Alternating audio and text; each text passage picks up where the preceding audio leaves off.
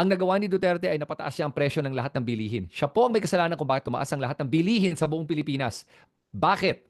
Dahil bago naging presidente si Duterte, ang ating national budget ay nasa 2.5 trillion pesos lamang. Nung naging presidente siya at pag-alis niya nagbilang presidente sa kanyang termino, umabot na ng over 5 trillion pesos ang national budget. Hindi lang yon ang nagpataas ng presyo ng bilihin ay dahil bago si Duterte naging presidente, yung ating national debt ay nasa around 5 trillion pesos. Pag alis si Duterte, umabot ng 14 trillion pesos ang utang ng Pilipinas. Yan po, ang pag-uutang ng ganyang kalaki, ang rason kung bakit tumataas ang presyo ng lahat ng bilihin din sa Pilipinas. Siya po ang may kasalanan kaya naghihirap kayo ngayon at mahal na ang lahat ng bilihin. Oh, yan ang ginawa niya. Sa kanya mo sisihin nyo dahil yan ang katotohanan. Those are facts. That's data. Sa mga nagsasabi naman, ginawa niya yan during the pandemic, nung panahon ng pandemya. Okay, debunk natin to ngayon na para sa kaalaman nyo. Pwede nyo gamitin to, snippet nyo tong video na to para ikalat yung gusto nyo.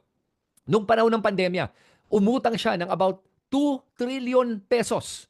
Sorry, excuse me, hindi 2 trillion. Nung 2022, 2023, umaabot pala ng 5 trillion pesos. Okay? Yung mga 2 taon yon, inutang niya around 5.4 trillion pesos if I'm not mistaken. Alam mo ba magkano lang ginastos niya doon para sa pandemya? 540 billion pesos. 1/10 nung sa inutang niya. Oh, asa nagpunta yung ibang pera na yun na inutang niya? Ha? Kaya huwag tayong magbobolahan dito. Huwag na tayong maging mangmang. Yun ang sinasabi ko lang. Kaya pag may nagsasabi sa inyo na, maganda yung panahon during the time of Duterte, umutang siya para sa atin. Hindi, umutang siya para sa kanya at sa kanyang mga cronies. Okay? Na hindi man lang Pilipino. Lahat yan mga dayuhan. Huwag natin kakalimutan yon.